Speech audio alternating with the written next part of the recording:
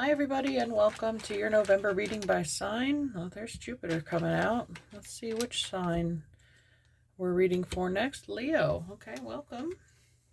Check out your moon and rising sign as well for a more complete view of the month. But Jupiter is the wheel of fortune. He's the great benefic. He's also expansive.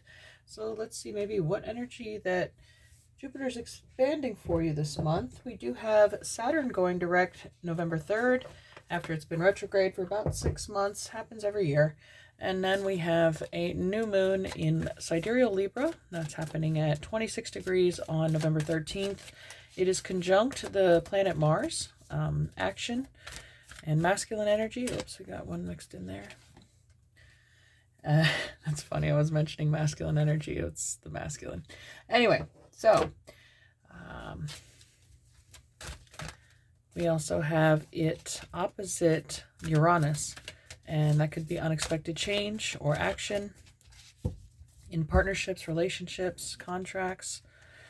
We also have a full moon in Taurus at 10 degrees, and that's happening on the 27th of November. One more there. Okay, here we are, the moon. Okay, moon cycles could be very important to you, your intuition, inner knowing, or some secrets that you're keeping, or maybe others are keeping from you. It's just simply the unknown. Let's see if we can find out what it indicates for us this month. I'm going to shift these down here. Okay, first Leo, we have the Ten of Wands.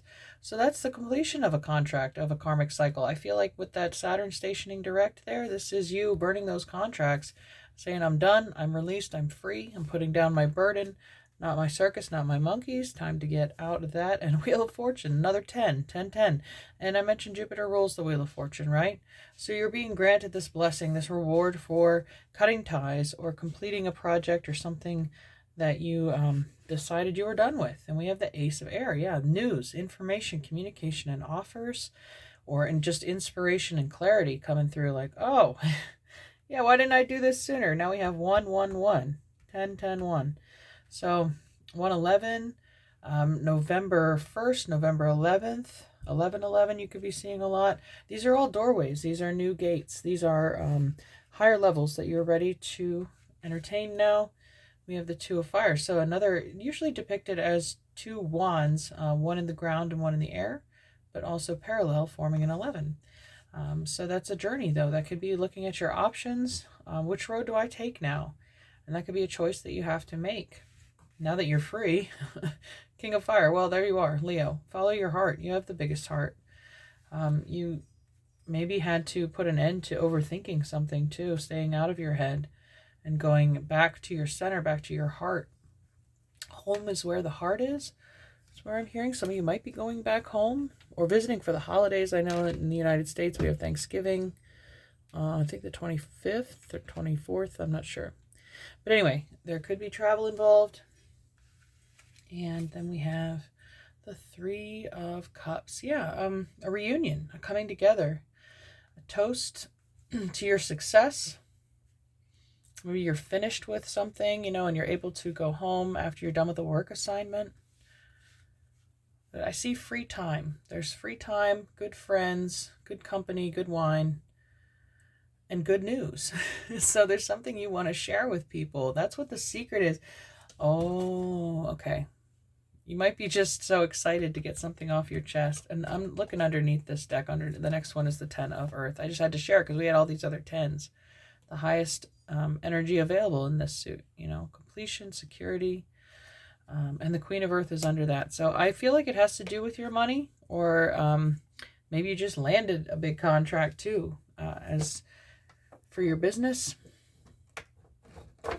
But there's a lot of celebrating to do. There's information that you're going to give out, or someone's going to give you good news. I'm excited to know what it is. Let me know in the comments below if you come back and remember this reading. Uranus, though, it's opposite that new moon. It's expect the unexpected. All right, we have opposite imbalance, a point of tension or power struggle. Well, I was just talking about Uranus opposite the new moon. Pluto, transformation and change. This is the ruler of Scorpio. Will be in Scorpio season in sidereal following the new moon on the 13th, probably about the 17th. Sun goes into Scorpio, but death and rebirth. We're ready to, again, we're putting an end to something. The 10 of Wands. Tens are the end before you start over again. 1 + 0 = 1. Next we have the trine, angelic support, harmony, and perfect flow. Yeah, felt like something was easy. It's we have trine, which is 3, and the 3 of cups. Could be 3 people, 3 amigos. We got earth, persistence, patience, and practicality. Yeah, I think your dedication, your hard work pays off. Capricorn, Virgo, and Taurus. That kind of determined will to keep plodding along slowly but surely, you know, is what won you the race. And one more, we have house 5. There's your house, Leo. Passion, play, children, confidence, and creativity. I said like you're free now. Like you're free to play. You have more free time to enjoy to yourself or spend with your children. Underneath we have Aries, independent, bravery, and passion. Yeah, so that ruler is ruled by Mars. So following your intuition, your ego, leading you in the right direction, having that strong, courageous heart to push forward. I mentioned a battle between your head and your heart. Aries rules the head. So in its negative, it can be stubborn, but it also has positive attributes of going after what you want and seeing it through. Okay. Let's see what your alchemy card is for November. Definite magic being completed here. It's a completion month. We're coming into the end of the year. You might have a holiday bonus or something from your employer. Return on an investment. Quicksilver, Mercury. Yep, Mercury does rule fiat currency, money, transactions, Virgo and Gemini energy. Okay. And underneath, I don't believe it, we have the moon, right? This is number 2 in this deck, but remember, we started this meeting, or this reading, with moon. Okay, so you could be going into an important meeting, or meeting somebody special around the full or new moon. Okay. So what's fascinating about this card is it's number 24. And I mentioned, I guess, the Thanksgiving holiday is around the 24th. And then if you look at the logo of Jupiter, it is very much a 24, 2, 4. And we're coming into the year 2024. The Hebrew calendar just rolled over to 5784. And if you add all those digits up, you get 24. So that could be a special number for you, but the title of this card is Slippery Mobile Mercury. Part liquid and part metal, Quicksilver, also known as Mercury, is a mesmerizing material. Its gift is to slip between worlds. It cannot be pinned down or easily defined. Mercury came to symbolize the god Hermes and the great hermetic secrets of alchemy, always sliding away into secrecy, just beyond the alchemist's grasp. It is said that Mercury represents the transition between the physical and the unseen worlds, between life and death, between science and the esoteric.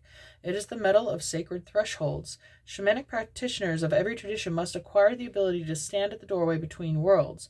This is no small feat. The Mercury card indicates the querent has a particular gift for such a task.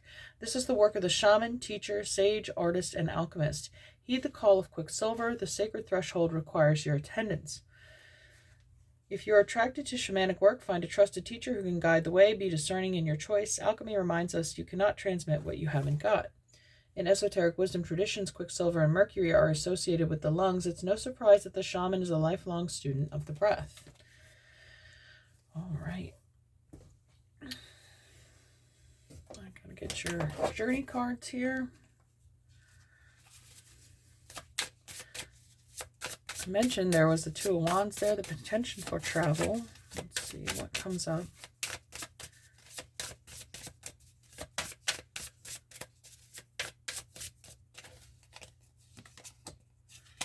All right, inspiration. So some of you might be artists, inspired like Mercury, that creation.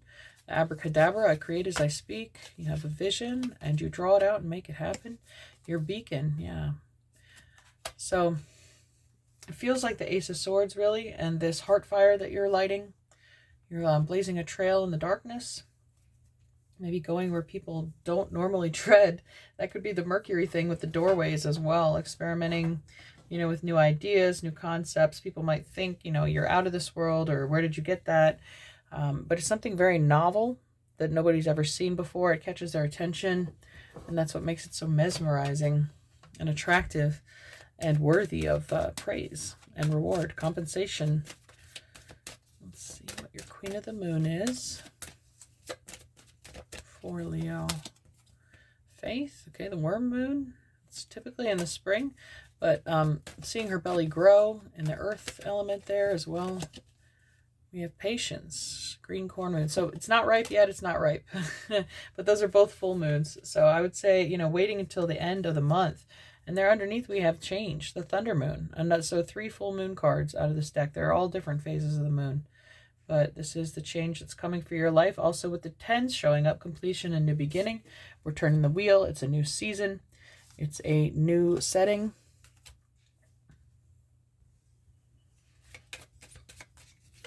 We have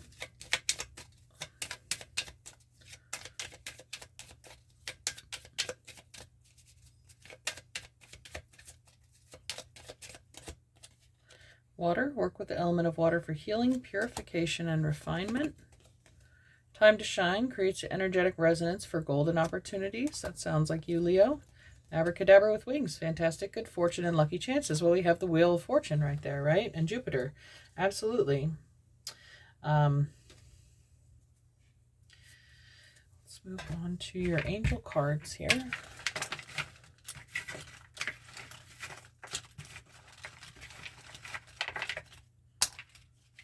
Faith and patience. No way! I'm not looking at these cards, y'all. I have these up here. And these are exactly the 2 cards that came out. Patience and faith. Okay. Well, again, if you're waiting for somebody to come to you with information that's going to tell you, yes, we want to hire you. We're going to go with your idea. We'd love to invest in your business. Maybe that's why the moon's showing up twice. It's not being revealed yet. Wait till the end of the month, the 27th. Brotherhood, sisterhood, and communication. We had Mercury, the god of communication, show up. The Ace of Swords show up.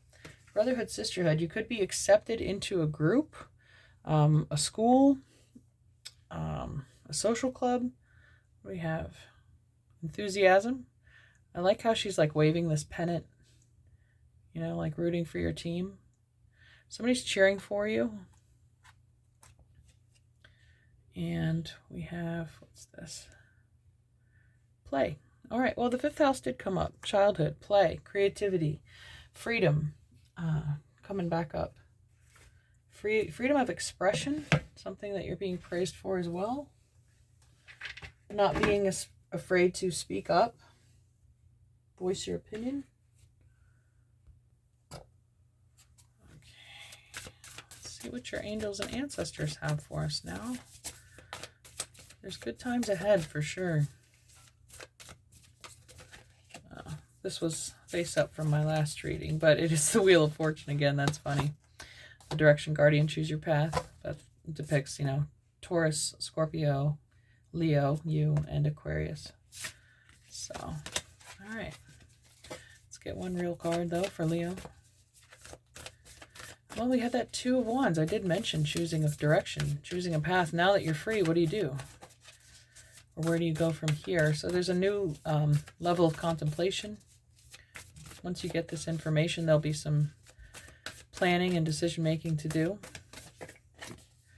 Oracle, wait for important information, guys. Wait. There's something about faith and patience. It's so good, they can't tell you. I feel like I can't even continue this reading. I just split the deck there, though. Sun, enjoy success and happiness. And that's your ruling body, Leo. There is nothing but good things on the horizon for you in November. It's a beautiful thing. We get a goddess card. Here we go. Goddess guidance. Ooh, what flipped over? Kali, endings and beginnings. Yep, there's that Scorpio energy. Death and rebirth. The old must be released so that the new can enter. The lotus had to blossom out of the mud. That's the 10 of Wands that has been overcome. And then we have Diana, focused intention. Keep your unwavering thoughts, feelings, and actions focused on your target and you will make your mark. That has a lot to do with the abracadabra with wings. It requires focused attention to write or speak and create these opportunities for yourself and the success. You know, always monitor the words you speak to yourself. Cordelia outside. You've been indoors too long. Go outside and get some fresh air. Yes, it is a beautiful day outside here. I was outside this morning, but thanks for the reminder. But to me, this also reads as, go outside your comfort zone. So if you have a choice, do something that scares you just a little bit. We have Dana, the High Priestess. You have divine knowledge that can help others through your spiritual teaching. So that's very connected with the moon that's showed up multiple times in this reading as well. Your inner knowing, trusting your highest self. And then one more card off the top was, of course, Abundantia, prosperity. The universe is pouring its abundance out on you. Be open to receiving. With Jupiter there, yeah, absolutely. But it'll come in divine timing, obviously, because we've been told to wait multiple times now. Okay. Noise warning. I'm going to get a couple runes here. Okay, I'm getting 3. Let's see what came out. Have to look that one up. Oh, the blank rune. Okay, so this is a void. This is 0. This is the new beginning. I said 1 with all the 10s. 1 plus 0 equals 1. New beginning. And this is, this is chance. I forget the name of it, but it's like a dice bowl, like where you used to play Yahtzee, where you shake up the dice and throw it out. It's like taking a chance or a risk. All right, the first rune that I pulled out, I know I've pulled this one before. It's Wonjo, WNJO. It is joy, happiness, and bliss are desired by all, yet by their nature they are almost impossible to define. So it's a harmonization of diverse elements, joining, blending, binding, fellowship, and union within the clan for the common good. Happiness or spiritual ecstasy. Well, we had the 10 of coins show up. The Wheel of Fortune, abundance.